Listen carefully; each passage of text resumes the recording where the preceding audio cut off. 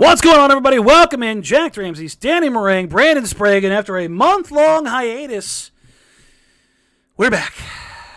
Sprague, how you doing, buddy? We're back. I'm doing great. We still don't have a trade, so we're back with more talk of something that hasn't happened yet. Dun, dun, dun, dun. We took a whole month off. Whole month off and didn't have to worry about it.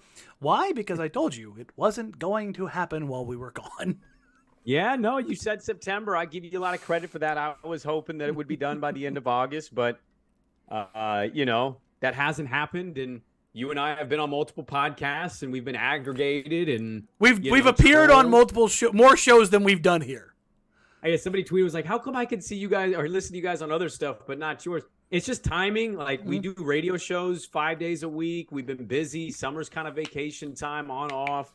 It's just been schedule-wise. It just hasn't worked. And also, as we mentioned in the beginning, guess what? We're back and nothing has happened. So no. Where are we gonna go? I had a pretty good suspicion that things were not going to change. Tyler Herro wasn't going to turn into Larry Bird in a month. At which point, I did Locked On with Richmond and got aggregated like a mother over there. Just so Heat fans, if you're listening, I'm not timestamping this shit for you. You can sort through the entire podcast. I'm not nice like Mike. We got Drew starred. Yeah, I am not timestamping this for you. You can sift through. I don't care. But I said something about Tyler Herro to it might have actually been on the radio. They might have aggregated me there. But I said if Tyler Herro improves his creation and gets a little bit more efficient, then maybe some other team is interested in him or something like that. And then there was this cacophony of noise from Miami, just it was just like, oh, you think he can't create shots now? He's not efficient now? Let me go ahead and clear the air on this. No, the guy that is the single worst isolation scorer on volume in the entire NBA and one of the absolute worst pick and roll players on volume in the entire NBA, no, he's not a good creator. Aggregated, I don't care. He's terrible at it. Quite literally the worst volume isolation guy in the league. And if you're talking about creation and you're talking about being the engine of a team, Sprague, real quick, what are the two things that you have to be able to do to be that guy? Shot creator, baby. Playmaker, baby. Let's go. Is it in isolation and in pick and roll, the two highest volume things in the entire NBA? Mm-hmm. Oh, right. I just wanted to get that out there. That one just sat on me because I was like, oh, so y'all are that dumb. Well, I mean, Danny, first of all, I think you've had far more than I during this whole experience. I only went with one person. I went at one person from Miami, and I don't even know if it was really a woman, if it was a bot, if it was a teenager acting like a woman that's a Heat fan. I don't know. But about the third exchange, I looked at this and I went, oh, these aren't like real people. You know what I mean? Like, the dad from Succession where he meets him at the club. You're unserious people. I love you, but you are not serious people. Yeah. And I see this all the time. And I love Blazer fan. but I just want to be like, stop engaging. It is a pointless exercise. Oh, I just started blocking them just so they weren't even in the replies anymore. I'm just like, I'm done. I'm done. I've had a tweet discovered basically because I shouted it out on the radio, and I've had some people randomly go and like and retweet it. And it's the greatest tweet I've ever had in my life, and it will never be beat. It was 2009. I have it. I said, Steph Curry is going to be the best player in this draft. Not even a question. And boom, Steph Curry became Steph Curry. I also, though, and I tell you that because to tell you, maybe the worst tweet I have, that's still up there, by the way, during one of the bubble games in the playoffs, I tweeted, did Miami find white Devin Booker about Tyler Herro when he cooked? No. 100%. I was in the moment. I was watching him cook, and he was good, and he was a rookie, and I'm like, oh, they found themselves a little shooting guard. That's up there with my Jason Tatum's going to play in China tweet. I also said Klay Thompson was going to suck because he scored 9 points against Oregon State. But my anti-Duke bias was very much showing with Jason Tatum. And that's okay. But my point is, like, we all have bad moments. I think at this point, what do we know? We know Miami and Portland haven't had serious conversation in a long time, if at all. And for what it's worth, I have been told that has not changed. And there's been no change of reported offers. So, like, where's that leave us? It leaves us right here doing a pod talking about, is Dame going to be at media day? Is Miami just going to try to wait to the deadline or next summer? Or how does Portland approach this with Dame getting older as time goes on and the contract getting pricier? So I think there's a lot of areas we can talk about. And also, by the way, you're doing a youth movement. You've got young players coming back or coming in, I should say. And so that's an exciting thing. Yeah, we aren't going to sit here and belabor the Dame point up, down, left, right, and center. I got a bunch of questions from you guys on Friday. We were going to do this yesterday. Wife and I got doing the one thing into another, and looked down. I was like, oh, it's 7:30, and I'm just walking in the door. This isn't going to happen tonight. I knew we were going to do it tonight, but I walked in the door from the golf course. Yeah. So I hopped into the Crocs and out of the Jordan 1 Low golf shoes. I should tell you, I became a basic bitch. I got the Jordan 1 Low golf shoes. Hey, I got the Jordan 1 Low golf shoes too. What do you mean basic bitch? It's basic. Everyone and their mom has a pair. I think I saw 7 pair at the driving range getting ready. I was like, oh, God. That's okay. Everyone has them. Hey, do they're you great. say that about regular Jordans? Everybody has those too. Yes, they're basic. It's okay. I'm just saying. I hopped on that train. Speaking of hopping on trains, we have a lot of questions, not about trains. Let's get to it. It's hilarious. I said we're not going to talk about Dame, but I want to address this question from Hodgepodge from Amar Greenberg. There's no chance things get fixed with Dame and make a trade to get better sooner and overachieve this season, is there? Because I refuse to give up hope, baby. Give up all hope, O ye that are lost. Death, doom, and despair lurk around every corner. He's not coming back. Now, we might be back for a little while, but he's not back. No. Look, I don't think it is entirely 100% impossible to put Pandora back in that box, as crazy as this has been. But if you're talking about him being Dame, being here and them figuring stuff out, like trading Shea or Scoot to get better immediately, that's not happening. Yeah. There's a 0% chance of that.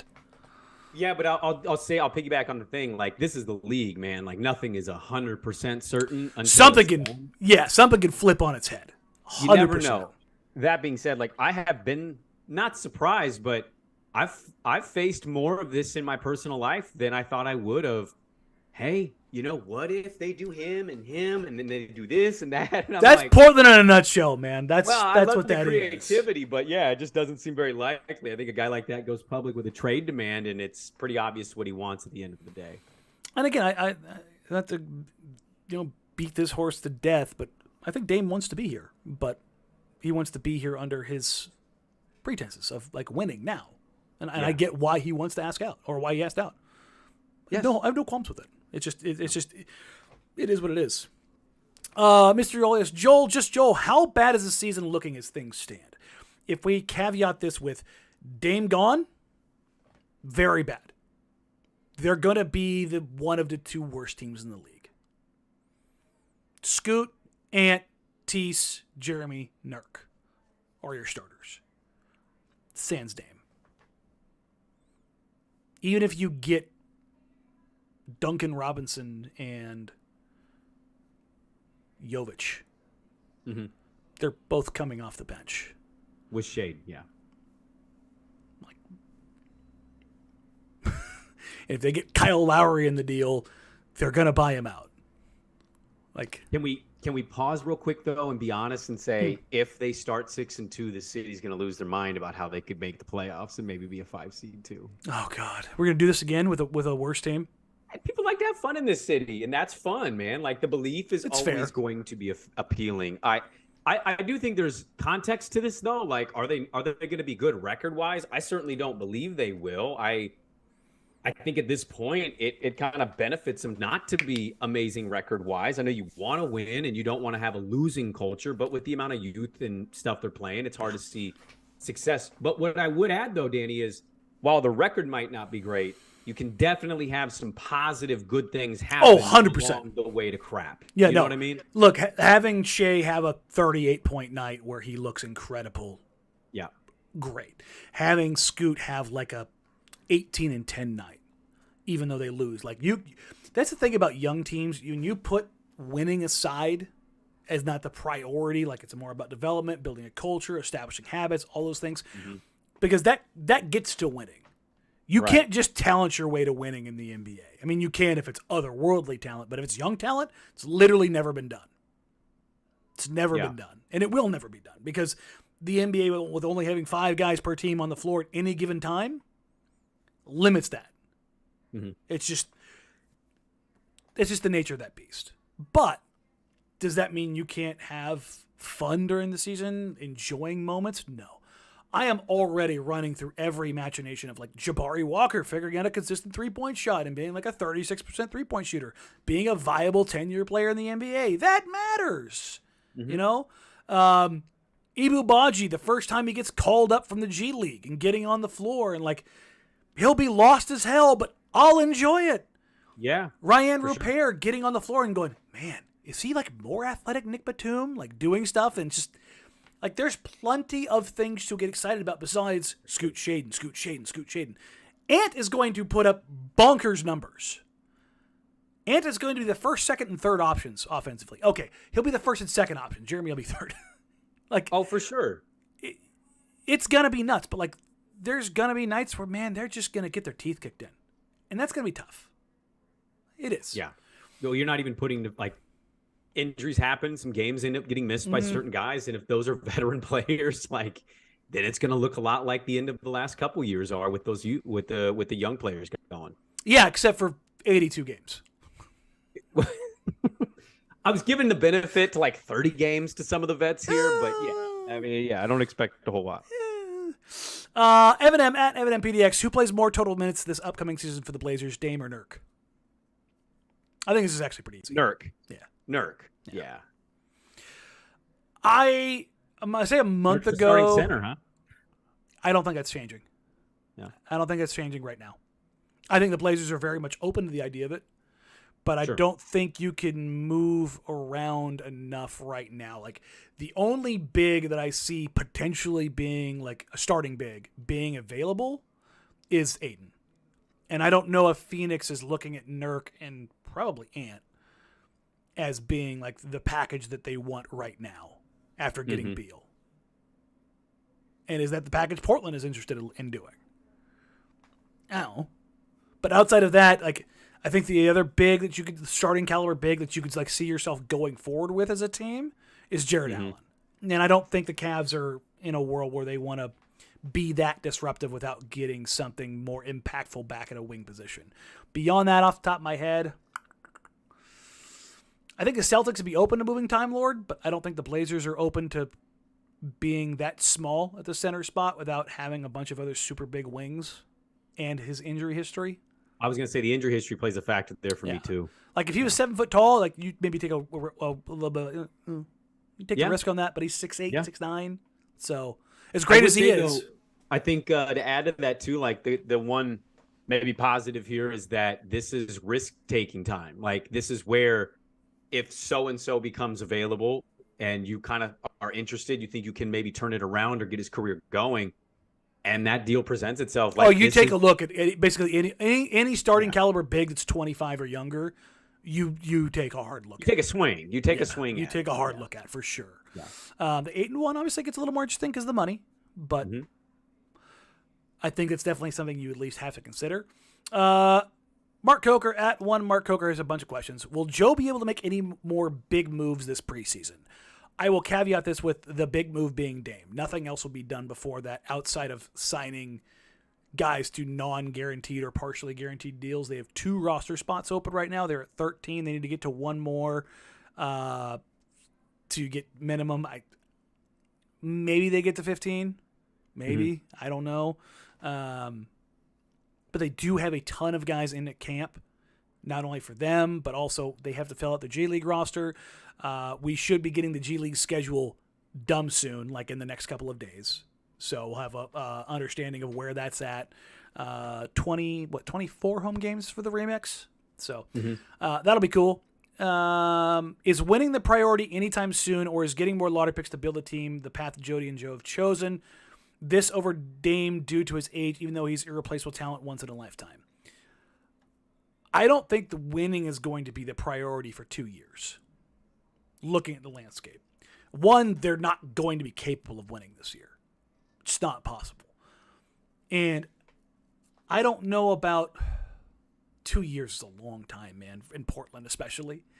You and I have talked about this so many times. This city is not ready for this. I mean, the 2 years they've been like, when they did it the first time for the Shaden draft, you kind of knew like they had reached that point, and it was understandable, I think, and most of our listeners got it. The next year, it was like, okay, we've got this, and then had the great start, and then it got there again, and it was like, what? And it's just not an easy city and market to be bad for a long time. I think the past will say, eventually fans will still support you, but they're not going to as many things. They're not actively participating that way. And so I think that's the tough part, is how long is this going to take? You'd imagine it does take a minute here, given how young they are. But yeah, it's not ideal, I think, in the city to do it for very long. Yeah, I look at things in where they stand right now. Number one, they're not going to be good enough this year. That's just they're not even competitive. The second part of this is, look, man, Cooper Flagg's in a draft in 2 years. I don't want them to be good. They're all in on Cooper Flagg. Buddy, there isn't a scout that I know that isn't looking at him like, oh, he's him. White KG, baby. Look, man, if there was ever a guy that was going to succeed in Portland, White KG is the one. Utah and Portland fighting for the buddy, that is a Portland White. If there ever was one, a guy named Cooper Flagg from Maine is going to crush it in Portland. Did he live in Portland, Maine, by the way? Because that would be hilarious. Unfortunately, no, because the jokes would have wrote themselves. But, that would have been great. But I mean, this guy's a Zinfidel. I mean, he is. It just white him up, just as much as possible. And I joke about that, but like, he's a dude. He's learning how to shoot at like a higher level. That's the worst part of his game, and he's already good at it. Yeah, like he's a defensive monster. His handle for a guy his size is terrifying. He plays with a ferocity that you just don't see kids. Like, he is 100% got that dog in him. He wants to dunk on every single kid, how he finishes. And he wants to block every shot and grab every rebound. He has got a motor in him. And he plays with a lot of that same fire you see from some of those better players, man. Like, he knows he's good, and he's going to scream and let you know about it. But he reclassified, right? So that's in 2 drafts. It wouldn't be not this draft and the draft after, yes. Yeah, okay. That feels like a long time away, too, right now. It feels both a long time away, and it's really not that far away at all.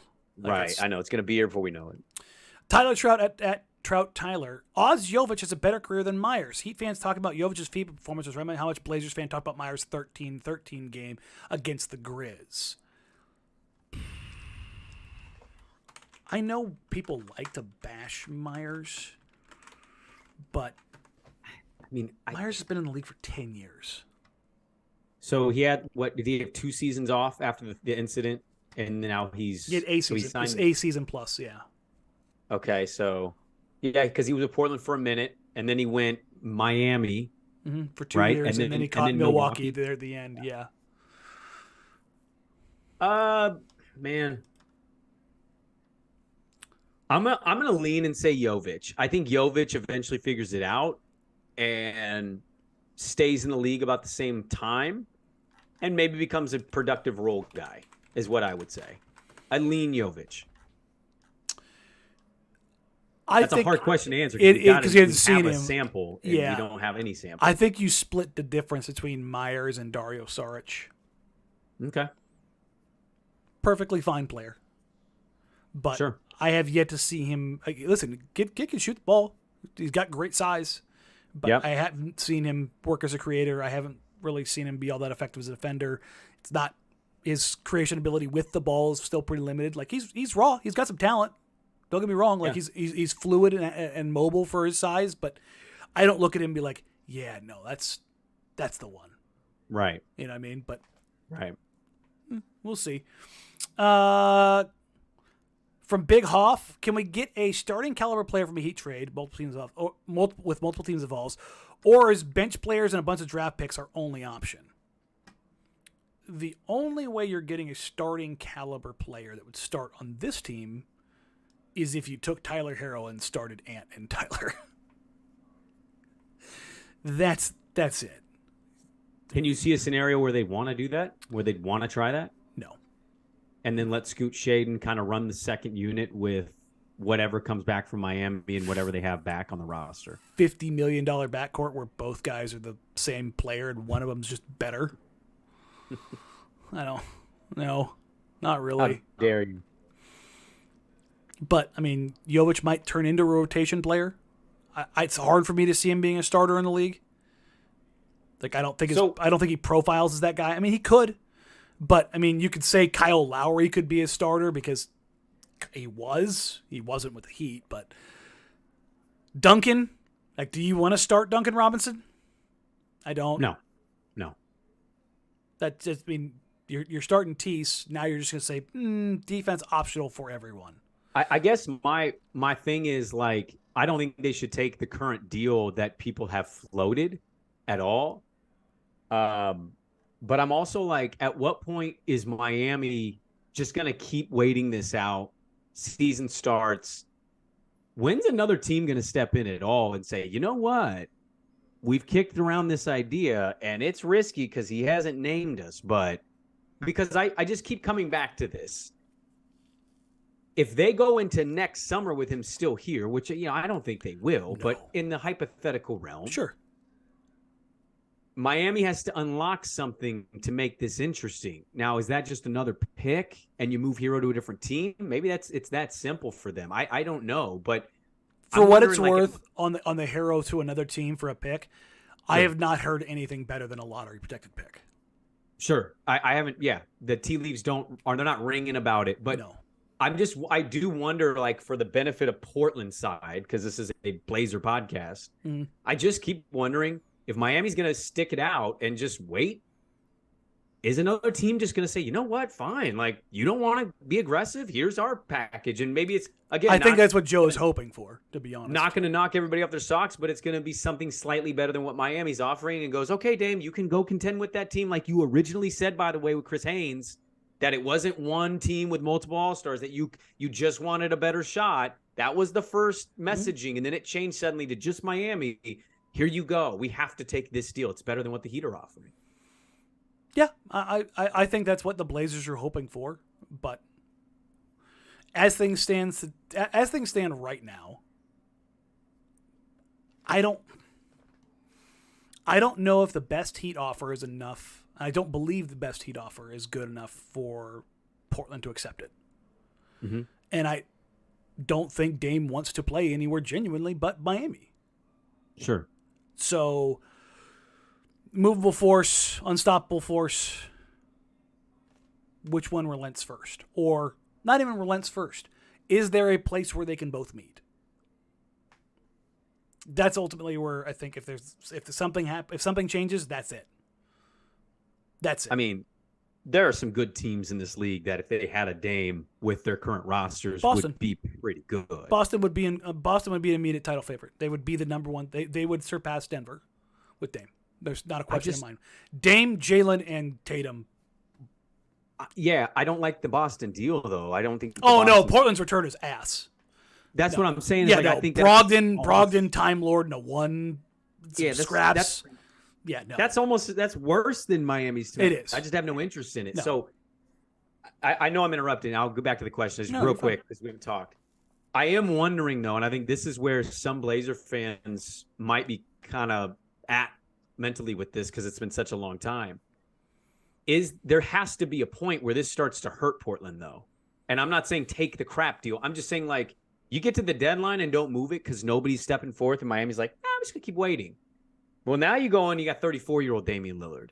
And I don't even know what the playing situation is going to be with him with these young guys and not wanting to hurt him versus like he wants to play. And there's just a lot of questions I have with some of the stuff. I find it a fascinating thing to follow, though, for sure. Speaking of fascinating things, you were on with Heiken on the Rose Garden Report the other day, and you guys talked about a question that we got in here. Keenan Montgomery at KMontgomery878 asked, Sean Brand talked about Portland need to find out this year if Chauncey is good or not. What are some things we can look for to decide this? 2 tank jobs and a 20-ish win season on the horizon. I'm not sure what to look for. It's tough. And this is why I've always said, like, you get the right players on the floor, stuff typically tends to work out. There's very few times where you go, oh, it was just the coach, and they win a title.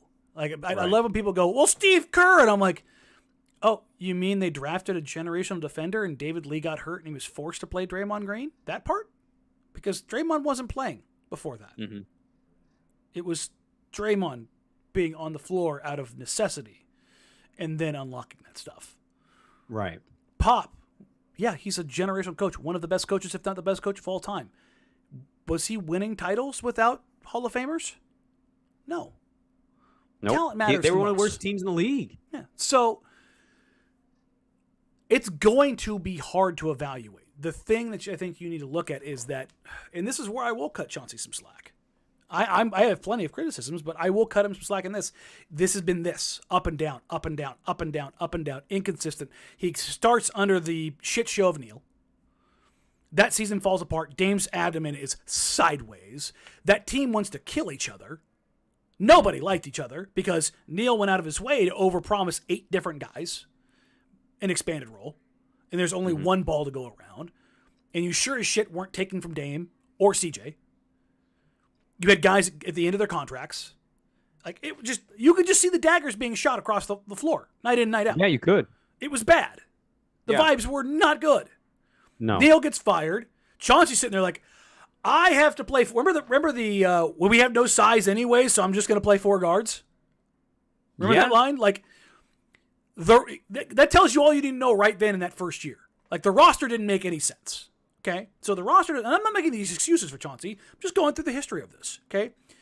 You basically throw that year out the second Dame has surgery. You're just done. Okay? You get into the next year, and I think they had an idea of, like, this team's not going to be as good. They don't, and this is where I have been critical of Joe. They don't go get another big. They spend the money on GP.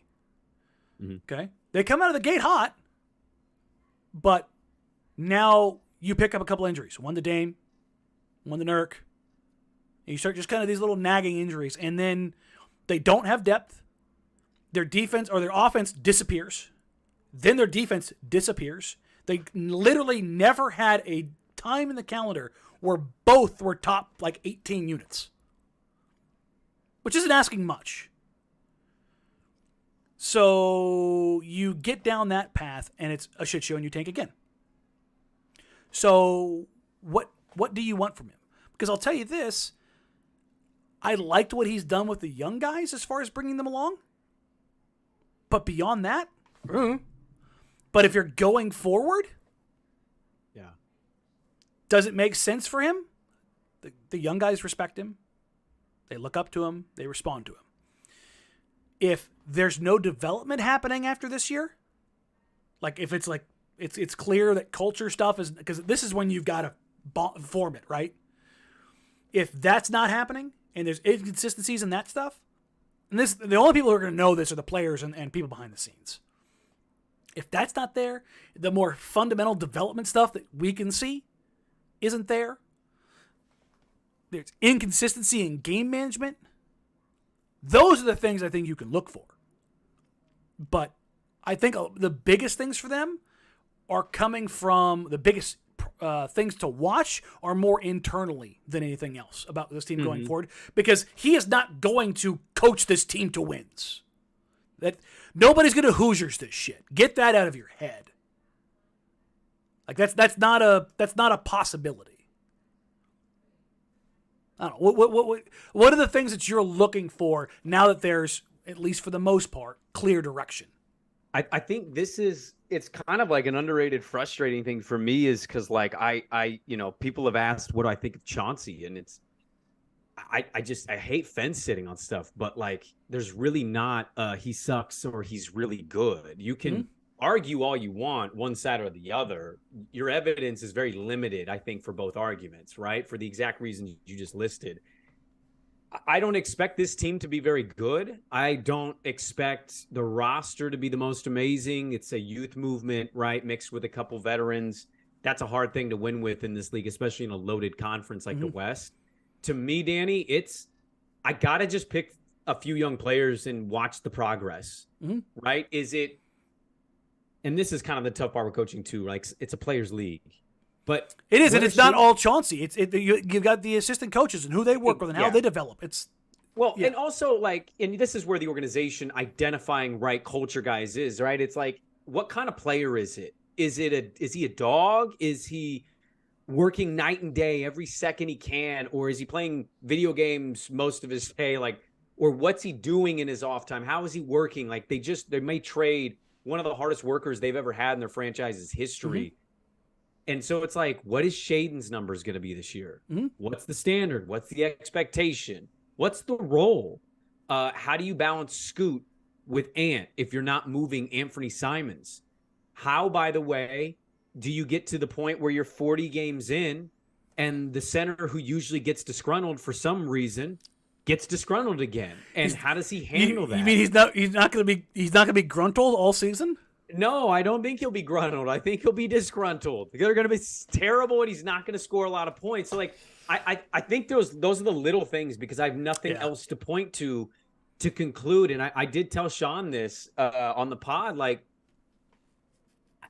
can you imagine going after years? We're going to go to year 4, and we're all still going to be going, I don't know. And it's a 5-year deal. That's unheard of a lot of times in the NBA. Even in Philly, when they trusted the process with Brett Brown, it was like, you knew that team wasn't good, but eventually Philly fans were like, get him out of here. We're still not good. Yeah. It's like, I don't know how much of this is his fault.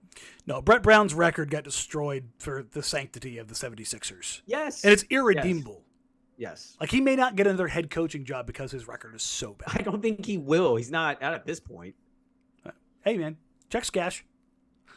Yeah, they did. Yeah, you hit on something there that Keenan also asked about. Any insight on Sharpe's development this summer? Summer league was pretty disappointing, has made many fans nervous. What kind of things would make this year a success? Who's been working out in Portland already? I will tell you guys, everyone but Jeremy, I believe, is in town and have been for a little while. Over the last 2 weeks, basically everyone's come to town. So, and Jeremy's got a newborn. So, congratulations to Jeremy. I'm sure he's doing dad stuff. The ladies are supportive and a little sad. Yes, of course. But Sharpe's development is like one of the most interesting things to me this entire year. Me too. Danny, I've been on the month period that we've been off, when I'm not consuming my brain and thoughts with anything football related. I just keep coming back to, what do I personally think what am I looking for from a numbers standpoint, right? Like, I know what I'm looking forward to with attitude and kind of like, I don't know, his way of approaching games. But what are those numbers? What are the numbers I'm concluding in my head to say, I feel great about the way this is going? Because those are expectations that are real for him this season. And I just wonder if we're going to be at a pretty universal place from a fan media standpoint, if we're all going to have different opinions of how good, great, average, whatever he's going to be this year, it's one of the more interesting things outside of the Dame trade stuff. The thing about Shaden is, and I've got a thing that I've been working on that I'm going to put out as we get closer to the season. I have dove into kind of structurally how his rookie year went and some signs that were there. If you're super high on Shaden, smaller Jaylen Brown is, to me, kind of how I see him going. Not defensively, I'm purely speaking offensively. Okay. Where the handle is a little limited, because Shea's handle is not great. He has these moments of like, oh, okay. But his ability to attack and to put up points, I'll put it this way. Have you ever seen Jaylen Brown drop like a 50 spot? I just watched him in the Big Three. I think he scored 50 points in that game. Okay, but like when I'm talking about like the... No, I know. No. You know what I mean? This isn't Devin Booker. This isn't Dame. This isn't Kevin Durant. He's not a pure-blooded scorer. No, he's not. He's a very good scorer. But he's streaky. He can be very streaky. And I think Shea is going to be a guy that his window is a lot tighter. He's never going to give you 50. Maybe every now and then he gets you 42. Like if we're talking like the best version of him. I'm not trying to cap him. Jaylen Brown is a fantastic player. But I look at him as being a guy who most nights is 18 to 27. Just steady Eddie in that vein. Mm-hmm. But I see room for him to grow in more areas. Like I think if he really digs in, he could be very good defensively. I think that's definitely an aspect I want to watch this year. That athleticism, man, when you have that kind of athleticism, there's not really a reason that you can't be at least an average league defender. And I honestly think that's part of the growth too, right? That's, hey, I'm going into another season as a pro. Scoot, you're a dog, but you're a rookie.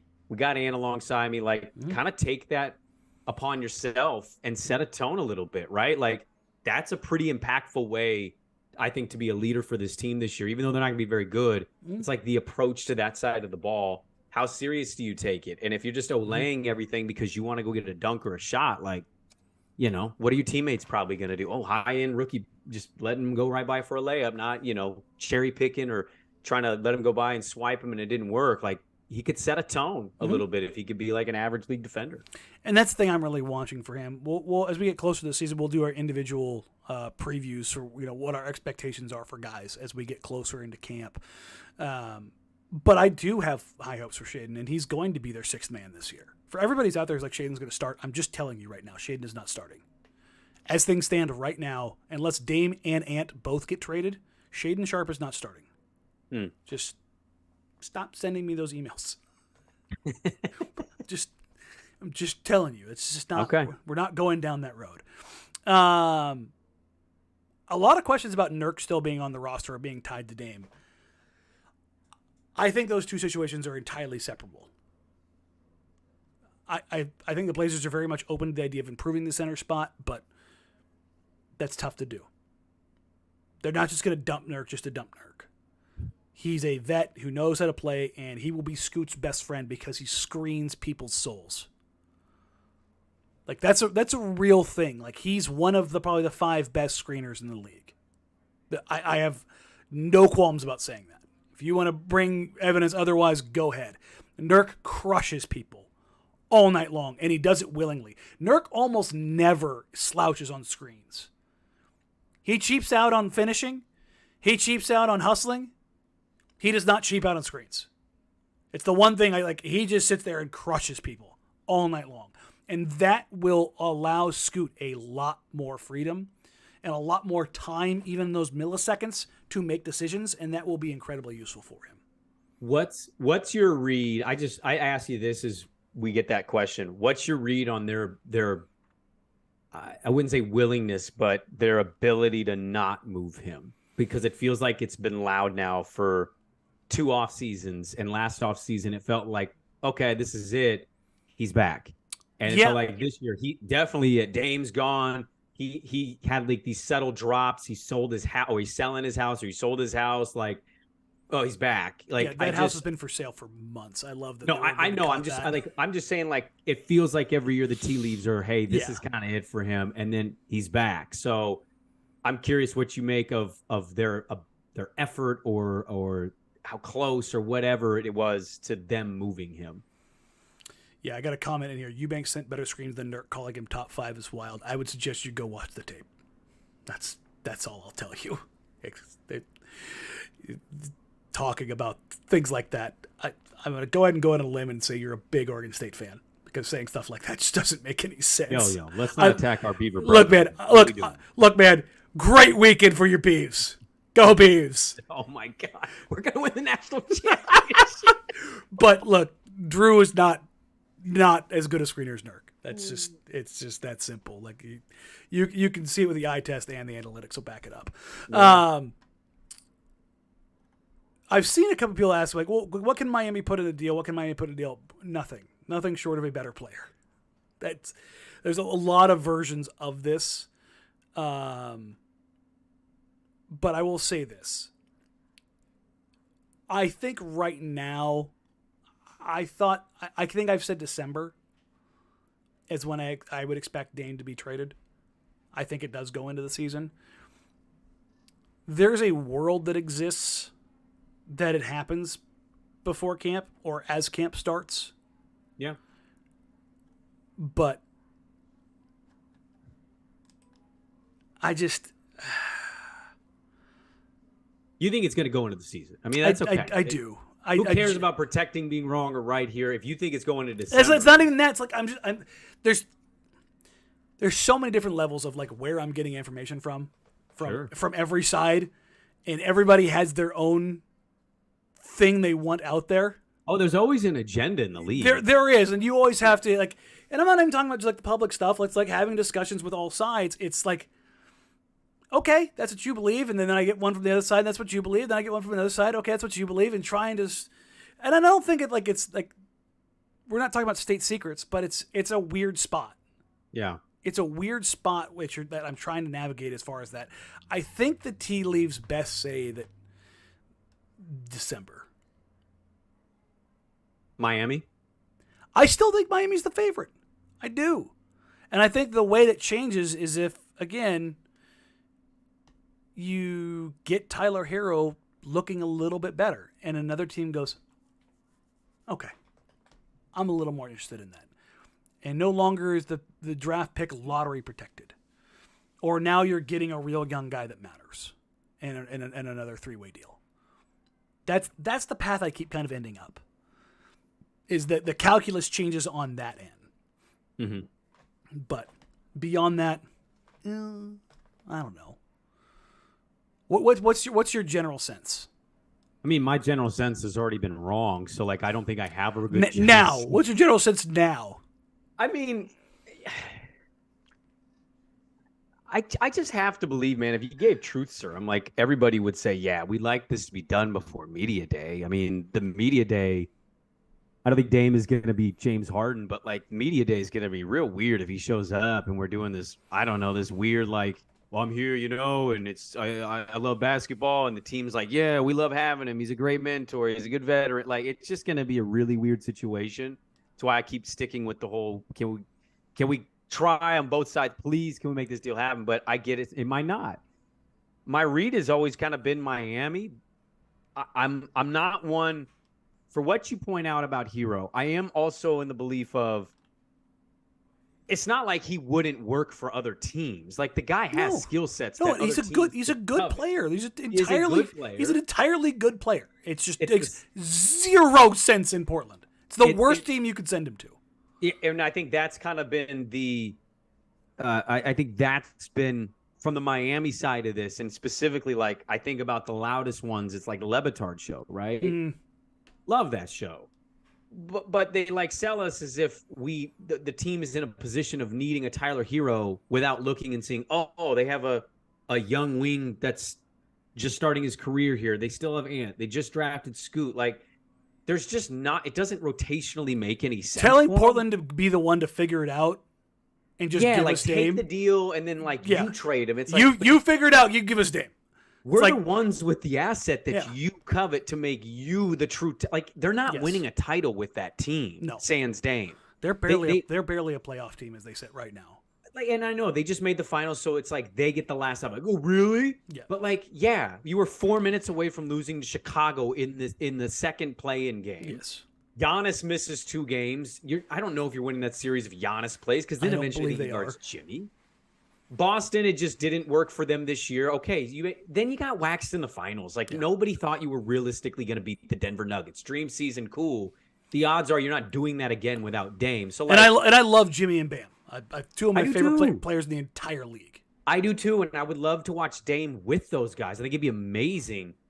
But I think Tyler can add value if they start the season and he plays. And as you say, maybe get a team interested. But if it's not Miami, man, I keep coming back to this. I'm fascinated. Does Philly do something with Harden? Is there a 3-team trade looming with a team that we don't talk about yet? And so-and-so have acquired Dame in a 3-team trade involving James Harden. It's holy crap, this league can shock you sometimes. So that part I'm not going to disagree with you on. It can turn on its head because Donovan Mitchell was headed to the Knicks. That was going to be a done deal.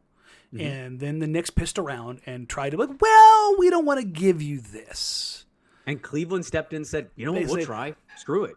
They had put in an offer, and Ainge kind of went, And then the Knicks came in. They were working that out.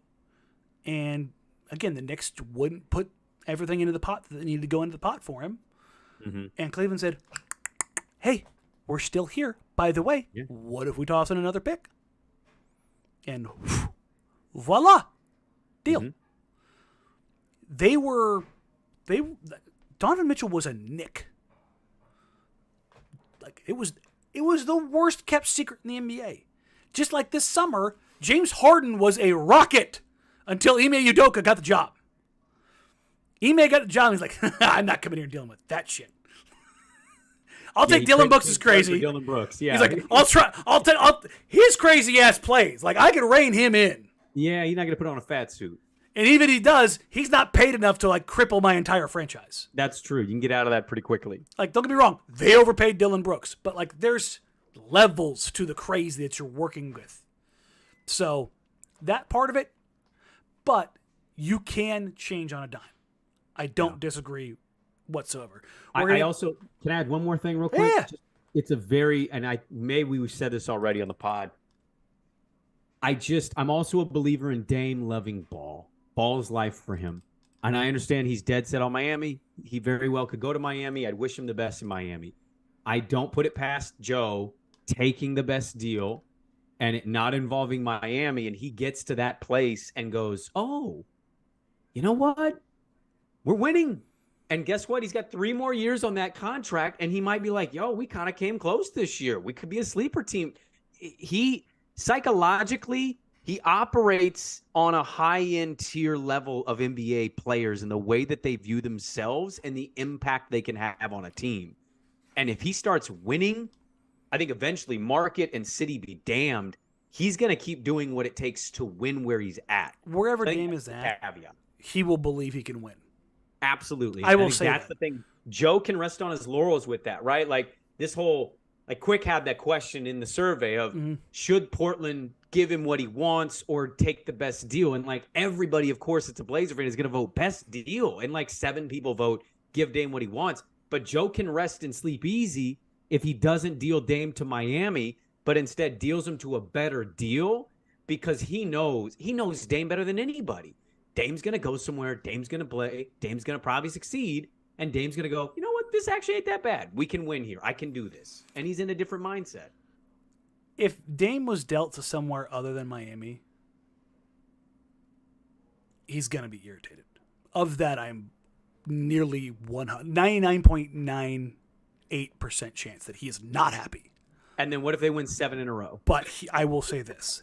The second basketball starts and he's winning, I think that unhappiness turns into happiness. Yes. Knowing how I know him, and how much he loves the game, and how much he wants to win. I'm not saying that it would ultimately be something that puts Portland and Dame on good terms. Like it could be a rocky relationship for a couple of years if he goes somewhere else other than Miami. But also, that wouldn't be the first time that had happened. Mm-hmm. Not between Dame and Portland. I'm just talking about in stars in general, guys who've been there somewhere for a very long time. Sure. But I also trust that Joe and Jody are not sending Dame to basketball Siberia. Like, everybody keeps talking about Minnesota. I would be stunned if Joe sent Dame to Minnesota. Stunned. Flabbergasted, shocked. Run out your list of adjectives. That is the literal worst run franchise in the NBA throughout NBA history. And I believe they just, with their last win of the regular season, crossed over 40% winning all time for their franchise. Like, you're talking about a franchise that has won under 40% of their games up until the final game or two of this season. Oh, Danny, I'm not sure we can count the playoff wins they've had in franchise history. Like, how many wins is that, right? They had the Western Conference Finals year, and that was it. Every other year was like one and done. It's bad. And what I'm saying is, I don't think Joe would do that to Dame. Even as good as Ant Edwards and Dame could be, which I do think they'd be good together, but, That's a multi-team trade, by the way, because Minnesota has no draft capital. But. No. And also, then you got to find a home for Rudy or Cat. Yeah, right. Oof. Like I said. Probably Cat. Interesting to say the least. We're going to wrap it up there. We're going to keep it under an hour. Why? Because it's September 4th. That's why. Good to be back, though. It is good to be back. It's good to see you, buddy. It's good to talk. I know we don't see each other very much because of our time slots. Yeah, we have that couple. You know what? I will see you on Wednesday. Oh, yes. We got to take our photos. They're not photos. Oh, sorry. They're promos. That's right. 15 seconds of a commercial. Hey, sell me your radio show in 15 seconds. Go! Go! I think me and Dirt are really going to have fun with it of just like, we can't do this, so we're just going to go Dirt and Sprague, 6 to 9. I think Dusty and I've made a habit of becoming a habitual line stepper, and I'll see how many times I can cross a line in 15 seconds. I like that. I can't wait to see you do it. Just hold up like lat longs of where the bodies are buried.